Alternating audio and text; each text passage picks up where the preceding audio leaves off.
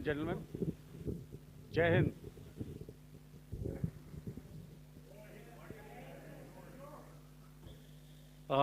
Welcome to this special press conference on Operation Sindoor.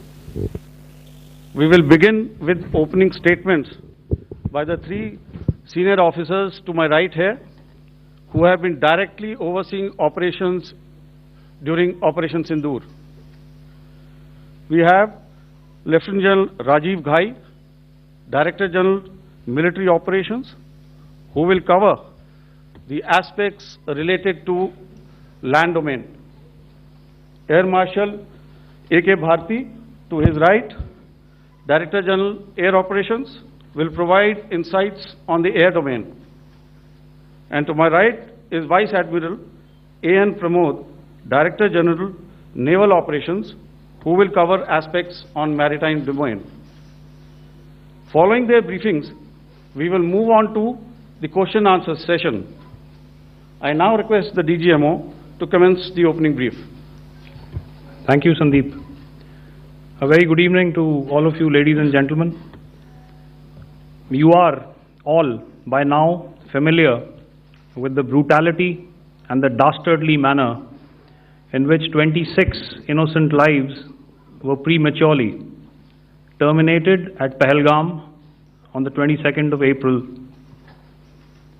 When you combine those horrific scenes and the pain of the families that the nation witnessed with numerous other recent terrorist strikes on our armed forces and defenseless civilians, we knew that the time had arrived to make yet another compelling statement of our resolve as a nation. Operation Sindoor was conceptualized with a clear military aim to punish the perpetrators and planners of terror and to destroy their terror infrastructure. What I do not state here, of course, is the often stated determination of India and its intolerance to terror. It set into motion a very diligent and microscopic scarring of the terror landscape across the borders and the identification of terror camps and training sites. The locations that emerged were numerous, but as we deliberated more, we realized that some of these terror hubs were now bereft of any presence and had preemptively been vacated, fearing retribution from us. There was also a term of reference and our own binding, self-imposed restriction to target only terrorists and thus prevent collateral damage. There were 9 camps that you are now all familiar with, which were confirmed by our various intelligence agencies to be inhabited. Some of these were in POJK, while there were others that were located in the Punjab province in Pakistan. Nefarious places such as Muridke, the hub center of the Lashkar-e-Taiba, has over the years bred infamous characters such as Ajmal Kasab and the likes of David Headley. What followed was a careful scrutiny of each of these sinister locations, their layout, configuration, even the type of construction in each structure, and the terrain obtained around these.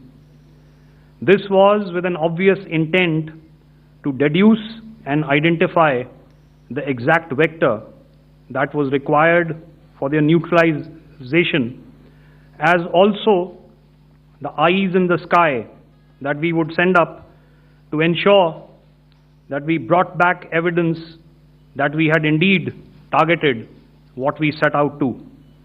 The precise images of these engagements on that fateful and historical night have already been showcased during the first press statement on the 7th of May that was helmed by our Foreign Secretary. I have no doubt in my mind that we achieved total surprise, and those strikes across those 9 terror hubs left more than 100 terrorists killed, including high-value targets such as Yusuf Azhar, Abdul Malik Rauf, and Mudassir Ahmed that were involved in the hijack of IC-814 and the Pulwama blast. The line of control was also violated soon after by Pakistan, and the erratic and rattled response of our enemy was apparent from the number of civilians, inhabited villages, and religious sites such as Gurudwaras that were unfortunately hit by them, leading to a sad loss of lives. The Indian Air Force played a major part in these strikes by engaging some of these camps, and the Indian Navy provided wherewithal in terms of precision munitions.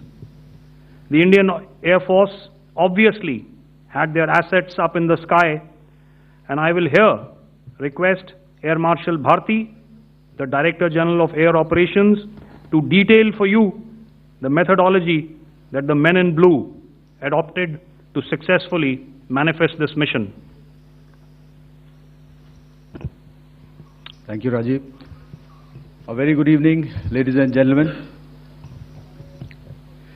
It indeed is a difficult time that we have to come here like this and brief you.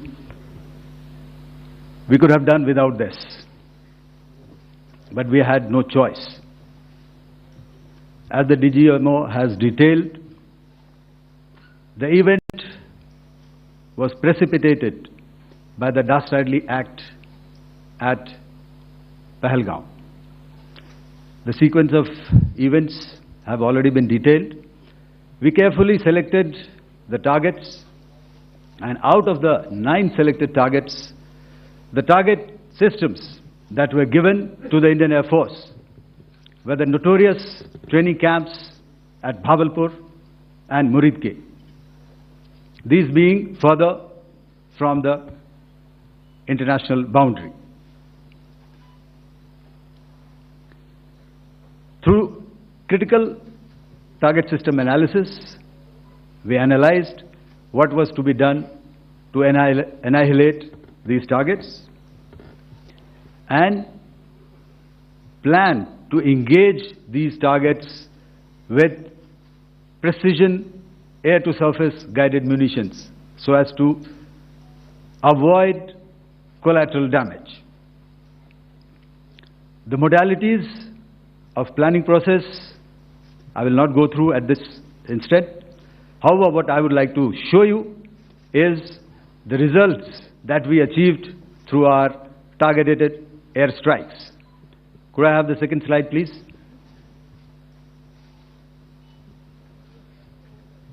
Yeah, change, please.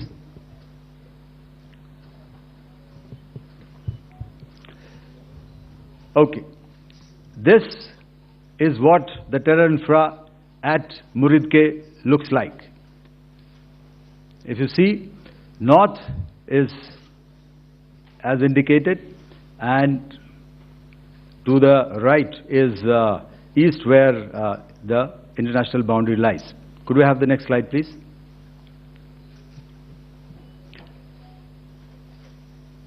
Orientating. Just go back to one slide. Okay. Please have a look at this red building, the series of buildings out here, and this empty ground. Next. If you relate, the empty ground is here, and you see this is the first weapon that is impacting. This is the impact point number 1 on Muridke training camp with our precision guided weapons on early morning 7th. Next, please. Keep your eyes glued for the second weapon coming in and the second impact on the selected target point. Next slide, please.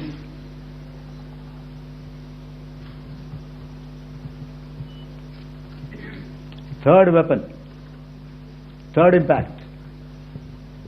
Continue. and fourth weapon, fourth impact. So through these targeted and precision targeting, we addressed the target at Muridke, which was the terrain infrastructure. Can you hear me? All right. Okay, I'll come closer to the mic. Now we go to the next target, which is the Bhavalpur training camp. Next slide, please. Okay, just wait. So the effect, if you see, the impact point, if I can point out, this is the impact point. The ammunition has gone through the roof and it has created a blast inside, the photographs of which you would have, all of you would have seen.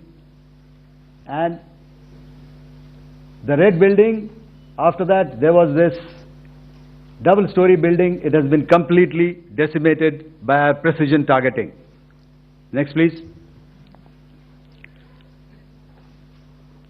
The target system, which was in the north, a series of buildings. I will show you how it looked. Next.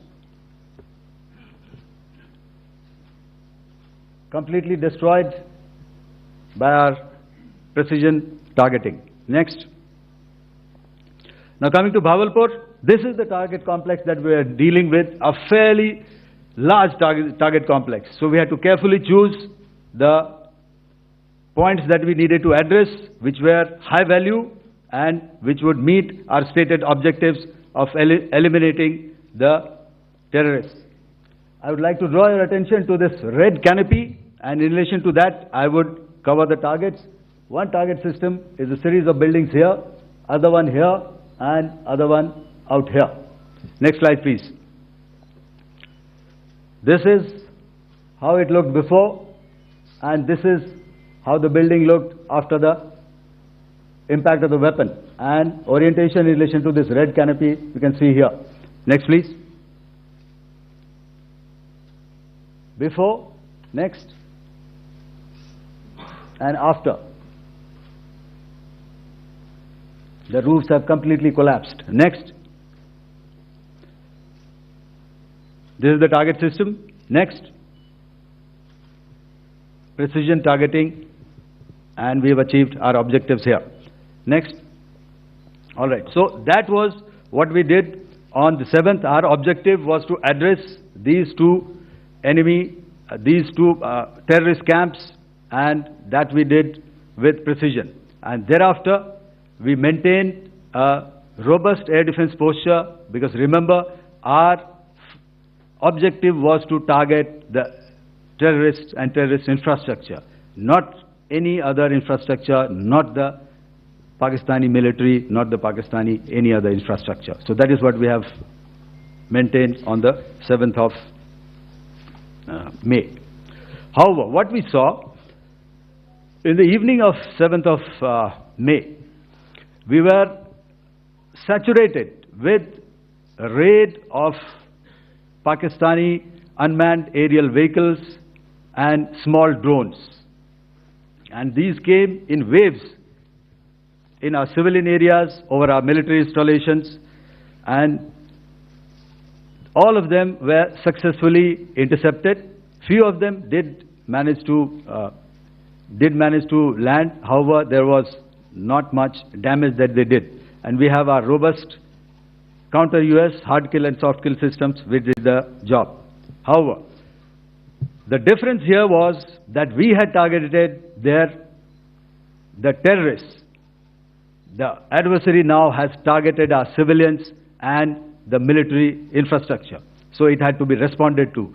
So in a quick and calibrated response, that very night, we struck their radar installations at Lahore and close to Gujranwala, the LYT installation, to indicate to him that we are ready, yet we do not want to escalate. Our fight was with the terrorists and not with the Pakistani military establishment. Thank you. Thank you, Air Marshal Bharti. So, ladies and gentlemen, he's outlined operations not only on the night of 6th and 7th of May, when Operation Sindoor commenced, but also on the subsequent night. Being well aware and familiar with the congenital and impulsive nature of our adversary, and even though we did attempt to reach out and communicate our compulsions to strike at the heart of terror to my counterpart in the immediate wake of Operation Sindoor, the request was brusquely turned down, with an intimation that a severe response was inevitable and in the offing. We were, of course, prepared. Operations on the 7th and the 8th, Air Marshal Bharti spoken about. On the night of 8th and 9th of May, they flew drones and aircrafts into our airspace all across the borders and made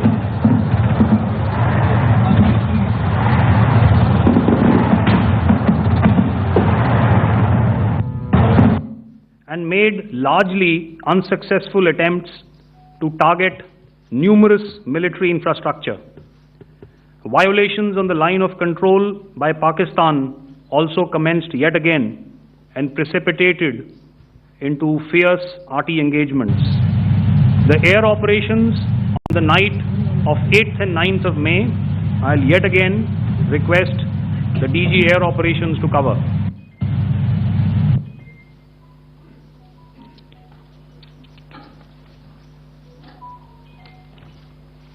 So I just covered what happened on the night of 7th and 8th.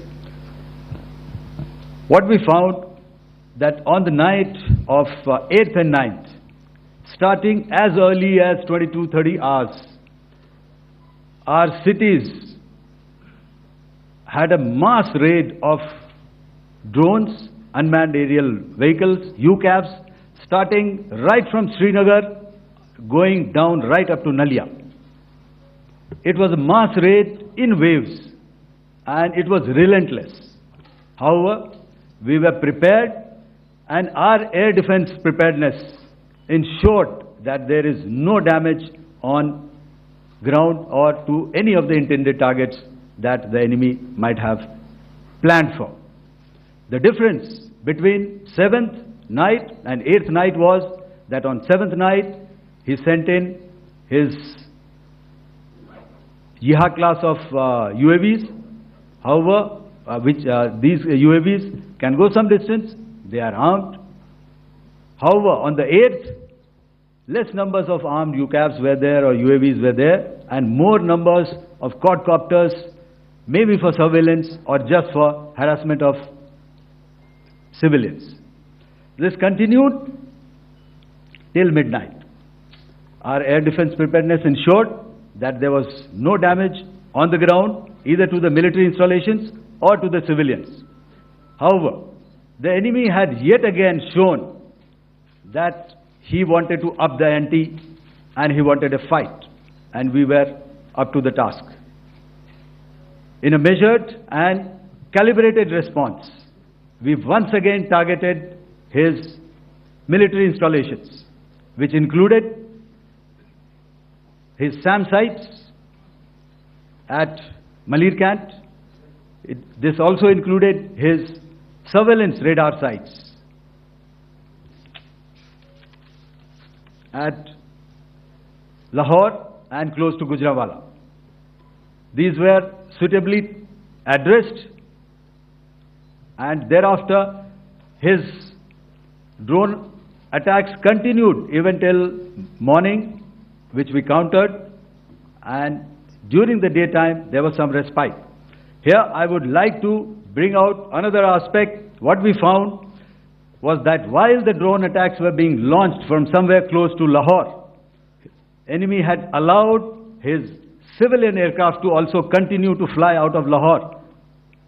Not only his own aircraft, but international passenger aircraft, which is quite insensitive, and we had to exercise extreme caution, even at the cost of some tactical disadvantage, to ensure that there is no damage to any of the civilian aircraft. And this was also brought out in our press briefing during the day. So I will now hand over to my colleague to cover the events of 9th onwards. On land, we also undertook certain measures such as deployment of air defense and electronic warfare assets to establish an integrated grid with the Indian Air Force, and I have seen and heard some of you wax eloquent about the benefits of such an architecture when it comes to negating and combating air intrusions. We also carried out deployment to include movement of our forces in the land, sea and air domains.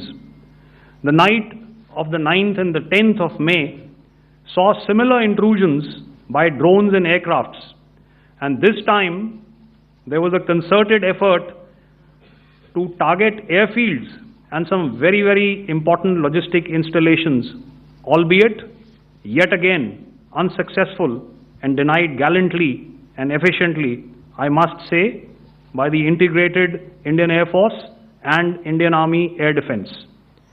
We further strengthened our deployment and also initiated some pressure points to send a very clear and unambiguous message to the other side to desist from any misadventures on land. Some of the airfields and dumps saw repeated attacks in waves from the air. All were thwarted. The Pakistan Army has reported to have lost approximately 35 to 40 personnel in artillery and small arms firing on the line of control between the 7th and the 10th of May. What the other side had probably also not reckoned with was the speedy and precise turnaround and hit back by the Indian Air Force. And I will yet again ask Air Marshal Bharti to speak about these significant and game-changing strikes. I will thereafter request Vice Admiral Pramod, my colleague and Director General of Naval Operations, to tell us about some very telling naval maneuvers in the Arabian Sea that exerted pressure on the night of... All right, now since I would not know all of you, I would expect you to please raise the placard or your hand, and once I indicate, I expect you to please give out your name and the media group that you belong to. Keep your questions short so that we can take as many questions as possible. Also, ladies and gentlemen, kindly bear in mind that confidential aspects may not be answered by the 3 DGMOs. Right. I've got a lot of hands there. Let me start from the left. Left foot always in front when we start marching. So here we have to the left, okay. Yeah, 238. Hello. So this is Manas Pratimhuyan from PTI, Press Trust of India. So the understanding that was reached yesterday on stopping the military operations and actions, was it for just 3 days? And what would be the cost escalation if there is violation of this understanding by the Pakistani side? And my subsequent question would be that we have a kind of ceasefire agreement with Pakistan that was finalized in 2003. So will there be some kind of similarities in frameworks between the two kind of understandings, 2003 ceasefire agreement and the current understanding on stopping military operations? And again, what are the cost that will be incurring on Pakistan if Pakistan again resorts to this kind of terrorist activities, because we have made it very clear that the cost will be very high. So I would like to have your thoughts on it. Okay, so I'll answer the latter part of the question first. I also want to add that while the initial ceasefire agreement, as you correctly pointed out, is of the 2003 vintage, but I must remind you that in 2021, in the month of February, and this was then when the crisis in eastern Ladakh was also on, the 2 DGMOs had spoken and arrived at a ceasefire understanding that lasted right up until this unfortunate attack at Pahalgam. Once our Foreign Secretary had announced the decisions of the CCS in the immediate wake of that attack. He had announced certain measures, and then of course Pakistan had in turn made its own announcements.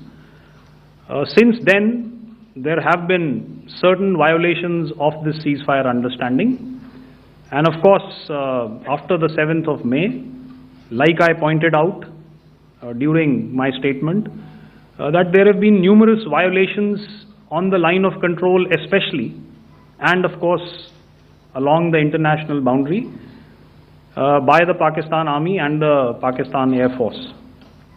This understanding that we spoke about yesterday, no, it was not for 3 days. It was first to stop aggressive and hostile activities immediately, let that order and direction settle down for about 36 hours, and thereafter discuss modalities, like I said, to ensure its longevity. That is tomorrow, on the 12th of May. But unfortunately, we had a violation starting at approximately 1900 hours last night. And we've sent a communique, like I said, to the Pakistan Military Operations Directorate. And we will await as to what happens tonight. All right. The cost escalation, I'll leave it to your best imagination. I've already said that the response will be fierce and punitive. Now, the right foot forward. Yeah.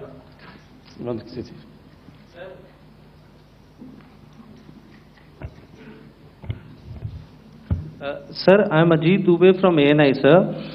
Sir, my question is that you talked about the loss of lives to the Pakistan Army, that was around 35 to 40 kills secured by the Indian Army. Sir, can you tell us what would be the total loss of life to the Pakistan Army in both Army and Air Force attacks, sir? And how good was the performance of the BrahMos, Scalp and the S-400 during the operations? And sir, since we have sir, just one line. No multiple questions, please. Sir, all right. And since sir, we have achieved such a spectacular, we have made good achievements in this entire operation. Can we say that we have emerged victorious, or we have a big upper hand over the Pakistanis in this entire conflict? Thank you very much, sir. So I'll answer the question about the loss of lives on the other side. Of course, there are various means to ascertain that number. There is information from various agencies that come in. There are, of course, on the line of control, other ways to find out as to what has been the effect of what you are doing there in ceasefire violations. So therefore, I mentioned 35 to 40 on the line of control, and please remember that once Operation Sindoor was launched, the responses of the Pakistan Army were also on Indian Army or the Indian Armed Forces infrastructure.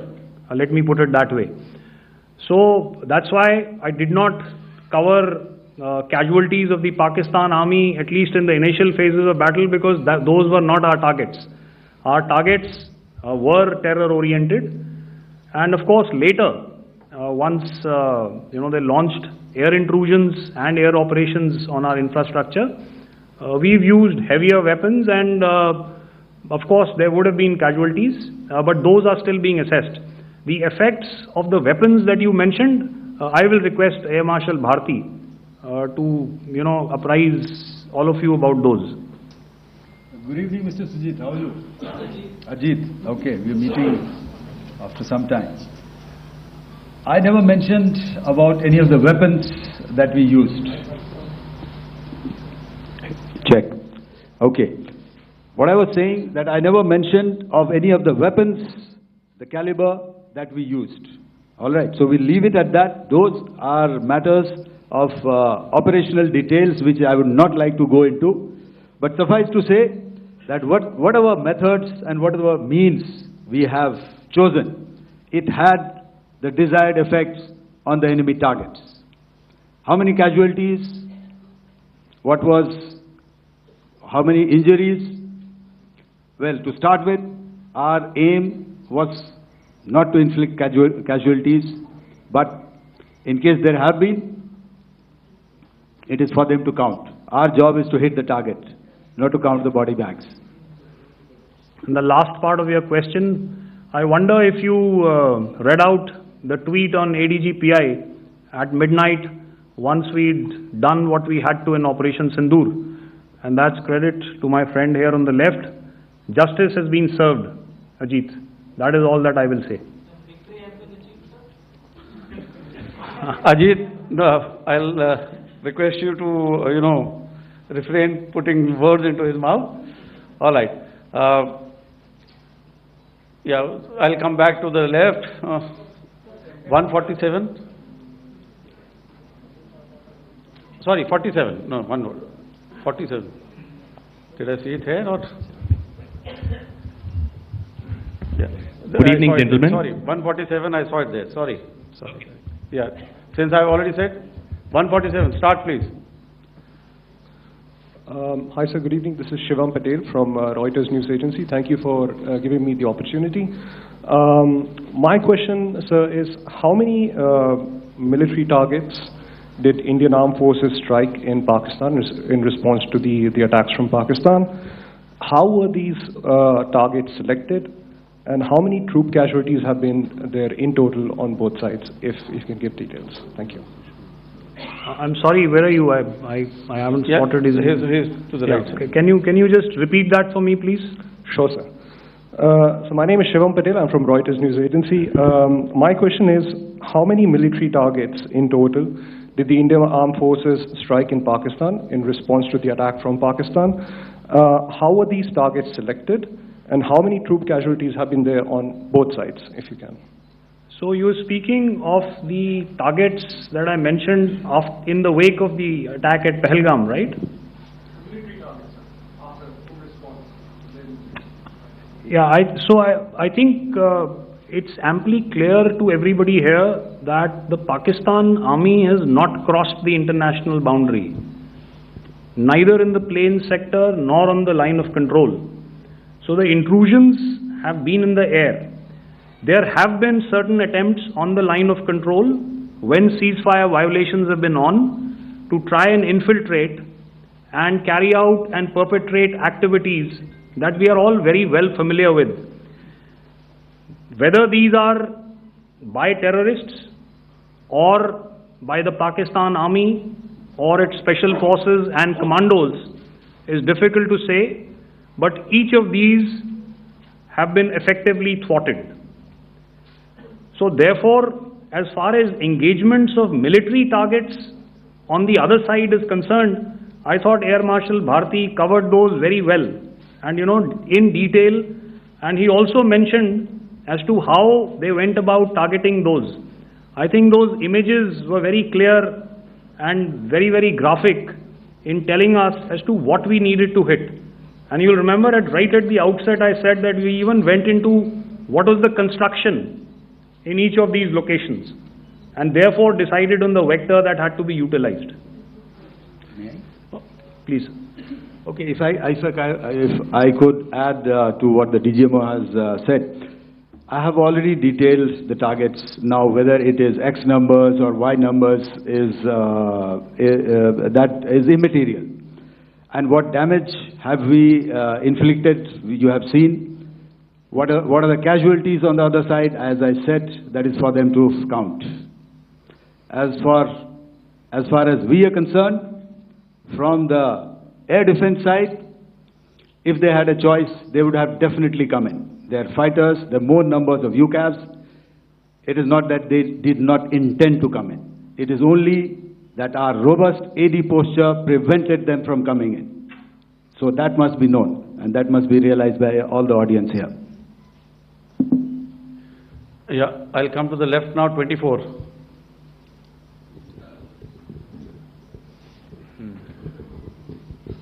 Good evening, sir. This is Anvesh Rath from Z.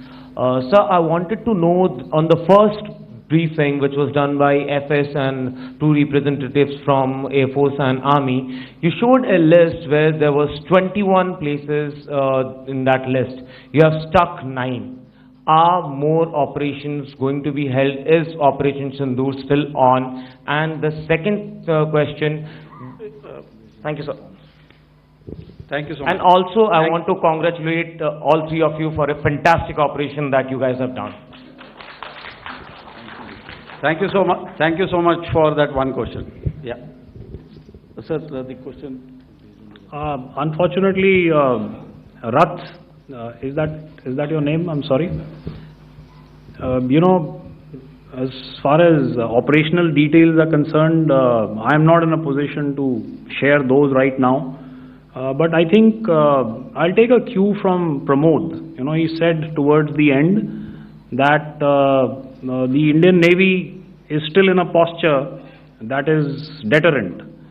And I have already made it very clear towards the end of what I said that it's only a couple of hours ago that the Chief of Army Staff has carried out a security review and he's authorized our Army commanders to deal with violations of any kind from across the borders in a manner that they deem fit.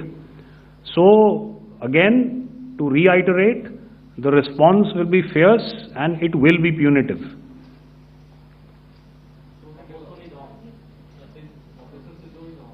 Yes. 163. I'll go back this side now. Yeah, 255. She said middle wale kya karenge, so 255. Oh, sorry. Good evening, sir. I'm Shailesh from National Defense. Please allow me, first of all, to pay my gratitude for protecting us Indians. Thank you very much. Sir, since the enemy has been talking about taking down our aerial platforms, it would be deemed fit in case we can reveal that we have taken down their fighter jets. What could be the number? Though you said that they may be not good to reveal the platforms, but since this has come from various quarters in Pakistan, so I believe that we need to answer, in case if you can, sir, if you may allow. The question is for me? Yes, sir. Okay, and if I get it right, you want to know how many of their planes we have downed? Yes, sir. Yes, sir. All right. See, as I said, their planes were prevented from coming inside our border. All right. So we do not have the wreckage with us, but definitely we have downed a few planes. Numbers, we would not like to hazard a guess out here. Okay. I have the numbers. Okay, and we are getting into the technical details of it to establish it. So I would not like to put a figure at this time, but definitely there are losses from their side which we have inflicted. Were they, please don't ask. Were they fourth generation plus, sir? No, see, you're putting words into my mouth. Why do you say fourth generation? Let us make it high tech. Okay. Thank you so much. All right. Yeah, 163.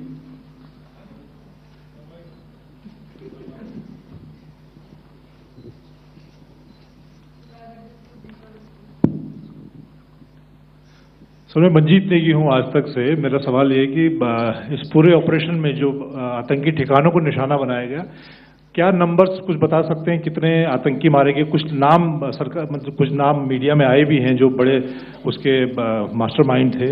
और एक सवाल जो आज air force ने एक tweet किया कि operation सिंदूर अभी जारी है और सरकार की तरफ से भी कहा गया, और पिछली बार जब विदेश मंत्रालय की प्रेस कॉन्फ्रेंस पहली हुई थी उसमें वो लिस्ट दिखाई गई थी कि 21 टेरर कैंप आइडेंटिफाई किए गए हैं।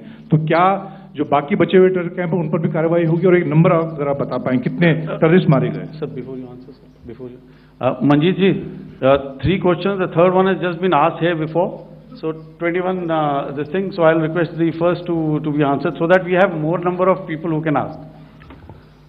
मंजीत, जब मैंने स्टेटमेंट दिया तो मैंने शुरू में ही कहा कि जैसे ही ऑपरेशन सिंदूर कॉन्सेप्चुअलाइज हुआ तो हमारा जो पीछे की कार्रवाई होती है स्पेड वर्क और टारगेट्स को आइडेंटिफाई और एनालाइज करने की कार्रवाई शुरू हो गई थी। मैंने जब स्टेटमेंट दिया तो मैंने बताया कि बहुत सारे थे, हमने 21 दिखाए होंगे और भी हैं, लेकिन वो लिस्ट फिल्टर करते करते 21 तक पहुंची।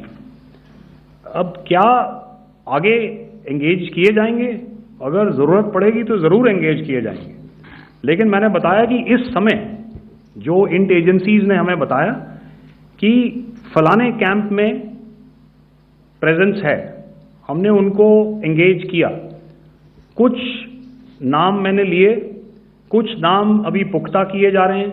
मैंने आपको बताया कि जो इंट एजेंसीज ने अभी तक असेसमेंट किया है उसमें उन्होंने कहा है कि तकरीबन 100 से ज़्यादा मारे गए हैं। और एक आज आपने तस्वीर भी देखी कि काफ़ी प्रोमिनेंट जो फ्यूनरल था, काफ़ी प्रोमिनेंट एक जो हस्ती हैं वो ऑर्गेनाइज कर रहे थे, और उस फ्यूनरल में और कौन कौन लोग अटेंड कर रहे थे वो तो आपने देखा ही। तो आप लोग सब समझदार हैं और मुझे ये कहने की ज़रूरत नहीं है कि इन लोगों को कहाँ से सपोर्ट मिल रहा है। अगर नहीं मिल रहा होता तो ऑपरेशन सिंदूर नहीं होता, तो उसी की वजह से है ये ऑपरेशन। तो मेरे ख्याल से मैंने आपके सारे सवालों का जवाब दे दिया। Ma'am, sir, next is from 17। Sir, मेरा नाम अंजू निर्वाण है, GV9 भारतवर्ष से। सर, मेरा सवाल ये है कि ऑपरेशन सिंदूर में हमारी जो इंडियन नेवी है उसके बारे में सर थोड़ा सा बताएं कि किस तरह की उसकी भूमिका रही, क्योंकि हमने इस दौरान सर देखा कि बहुत सारी स्पेकुलेशन भी रही और ये बोला गया कि कराची तक हमारी नेवी ने ऑपरेशन किया है। तो सर इस पे थोड़ी सी क्लैरिटी चाहिए। और सर हमने कौन कौन से फाइटर एयरक्राफ्ट डाउन किए हैं, अगर उसका भी थोड़ा सा क्लैरिटी मिल जाए तो अच्छा रहेगा। तो मैं आपका पहले सवाल का जवाब दूंगा। I will make few sentences and leave it for your imagination. First of all, as I mentioned, we have quantitative and qualitative edge to deliver a massive blow to our adversary, and we completely dominate in the maritime front. Indian Navy's action is part of the escalation ladder mechanism which we have worked out amongst 3 services.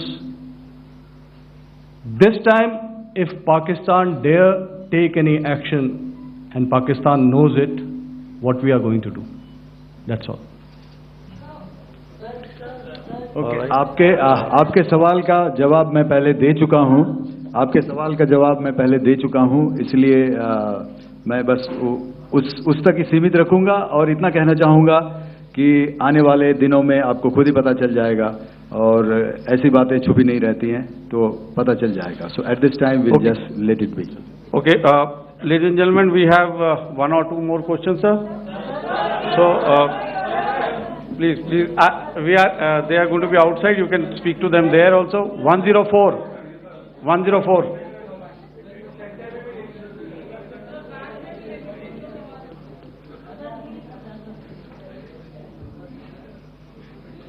I think. Yeah, ask sir. Sir, Dinakar with the Hindu newspaper. Are you surprised that you got this question? No, sir. I'm waiting for this to look. Sir, can you give a number of assets we lost, because there's been a lot of speculation going on, international media writing a lot of things about our platforms, including Rafale. I mean, Pakistan claiming that Rafale has been downed, etc. Can you put that question to rest and clarify on that? I guess that question is for me. All right, I'm happy that you've asked this question. You know, we are in a combat scenario, and losses are a part of combat. The question that you must ask us, okay, and indeed that we must ask ourselves, you inclusive, is have we achieved our objectives? Have we achieved our objective of decimating that terrorist camp? And the answer is a thumping yes. And the results are for the whole world to see. As for the details, what could have been how many numbers, which platform did we lose? You know, at this time, I would not like to comment on that because we are still in a combat situation. And if I comment on anything, it will only be adversary. So we don't want to give him any advantage at this stage. All I can say is that we have achieved our objectives that we selected, and all our pilots are back home. Thank you. Okay, hold, please don't, please be civil here. So we'll have 220 now. Hello sir, this is Anita Chaudhary sir from Swadesh newspaper. मेरा सवाल है, क्योंकि ये हमारे जो पहले जो action रहा वो आतंकवाद के खिलाफ रहा, तो आतंकवाद में अजहर मसूद की तरफ से एक बयान जारी किया गया था जिसमें उन्होंने कहा कि हम इसका बदला लेंगे और जाज रुलाएंगे। तो क्या अगला, अगर खुदा न खास्ता अगला टेरर अटैक किसी भी तरह का होता है, तो क्या उसे एक्ट ऑफ वॉर में हमारी तरफ से लिया जाएगा और उसका क्या माकूल जवाब दिया जा सकता है? मेरा इसमें सिर्फ एक ही जवाब है आपके लिए कि हमने अपनी कार्रवाई करी। हमने उसके बाद मैंने अपने स्टेटमेंट में भी बताया कि ये कम्युनिकेट करने की कोशिश करी कि हमने इस तरीके से ये जो स्ट्राइक्स हैं वो क्यों की। लेकिन जो हमारा एडवर्सरी है उसने जैसे मुनासिब समझा वो कार्रवाई करी। तो आपने देखा कि ये जो एक्टिविटीज़ चल रही हैं 3-4 दिन से, ये कोई वॉर से कम नहीं है। नॉर्मल सर्कमस्टांसेस में एक दूसरे देश की एयरफोर्सेस हवा में नहीं उड़ती हैं और एक दूसरे के ऊपर स्ट्राइक्स नहीं करती हैं। हर रात इंट्रूजन्स नहीं होते हैं। लाइन ऑफ कंट्रोल पर सीज फायर वायोलेशंस, आपके एक साथी ने सवाल पूछा था शुरू में, एक सीज फायर अंडरस्टैंडिंग था, वो भी जा चुका है। उस सीज फायर अंडरस्टैंडिंग के जाते जो फायरिंग हो रही है लाइन ऑफ कंट्रोल में, उसमें घुसपैठ की कोशिश हो रही है। आमतौर पर ये घुसपैठ लाइन ऑफ कंट्रोल में टेररिस्ट करते हैं, लेकिन हमें इंफॉर्मेशन है कि हो सकता है ये पाकिस्तान आर्मी की टोलियां भी हों जो हमारे पोस्ट के ऊपर खामी पहुंचाने की कोशिश कर रही हैं। तो ये सारी एक्टिविटीज तो वॉर में शामिल हैं। तो ये कहना मुश्किल है कि आगे क्या होगा, वो स्पेक्यूलेटिव जोन में आ जाता है और मैं स्पेक्यूलेट नहीं करना चाहता हूँ। हर एक सिचुएशन अलग होती है और उससे एक तरीके से डील किया जाता है। सर मैं एक सवाल इसका मैं जवाब देना चाहता हूँ, एक मिनट। हम जो मिलिट्री होता है, our main job is to prevent war and maintain peace and stability. So it is not that our response is a graded response. That means अगर किसी ने किया तो उसको graded उसमें किया, जैसे terrorist action हुआ तो what we did is the terrorist action and we destroyed all the terrorist camps. उसके बाद आपने देखा कि उनने थोड़ा सा कोशिश किया तो हमारे एयरफोर्स और आर्मी ने क्या किया, तो मिलिट्री टारगेट्स हैं उनके ऊपर थोड़ा। So our aim is to maintain peace and tell our adversary that you do this and the response will be bloody. Okay, now as per the, please, we'll have 166 and 25 and after that no more please. Sir, this side. Ladies and gentlemen, please maintain, I request you to please be quiet. Jal Ghai? No. This side, sir. We have only two questions left, 166. Yeah, please ask. So I'm Rahul Singh from Hindustan Times, sir. So you were totally on top of the game in the kind of losses you've inflicted on the enemy. I mean, we saw the slides and everything. So it kind of comes across that you were batting it 99 and you decided to declare your innings. What are your thoughts on that, sir? And do you think, are you weighing the option of the Pakistan army using this time, buying this time of the so-called ceasefire or the understanding? And you talked about how they could not be trusted. So buying time to kind of build up their war reserves, getting stuff from their friends like Turkey or China, are we considering that possibility, sir? Look, see, the call came from the Pakistani side to speak about cessation of hostilities. What pauses mean during such conflicts is known to everybody.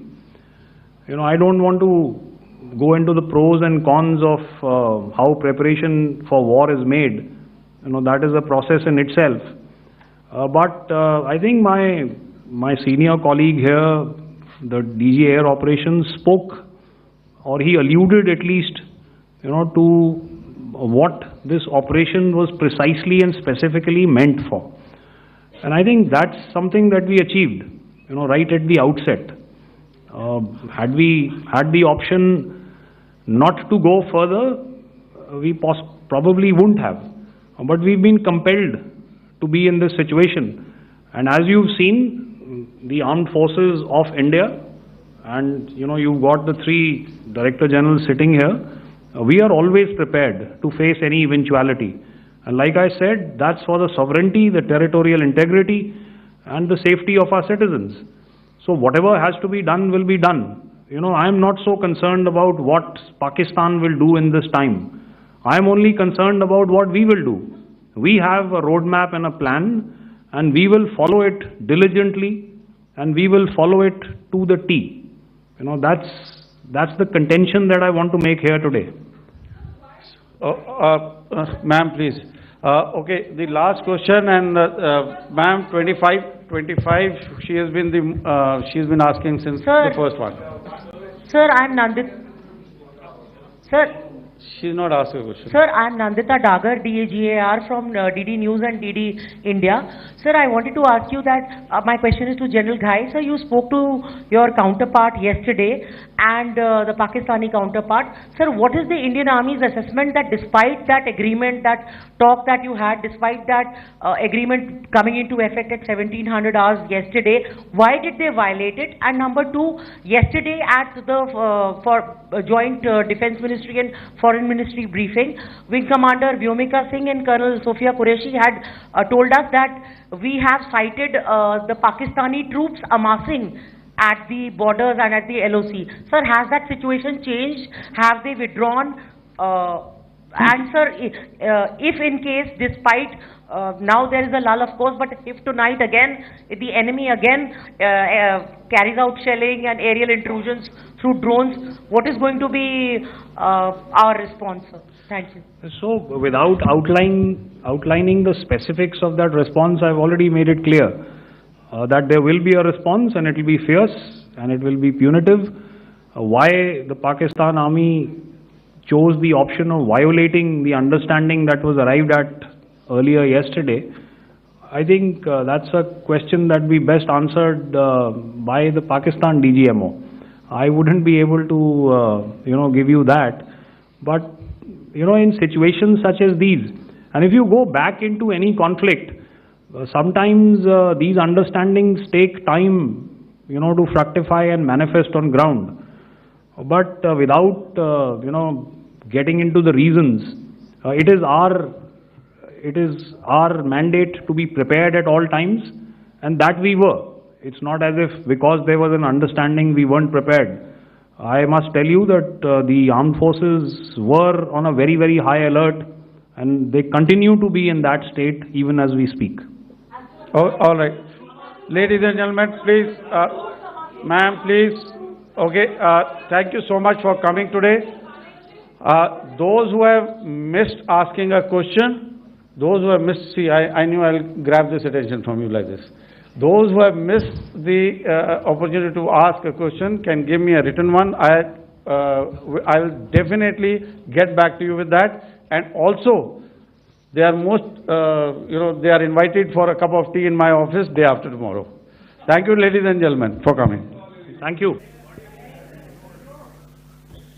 Obviously had their assets up in the sky, and I will here request Air Marshal Bharti, the Director General of Air Operations, to detail for you the methodology that the men in blue adopted to successfully manifest this mission.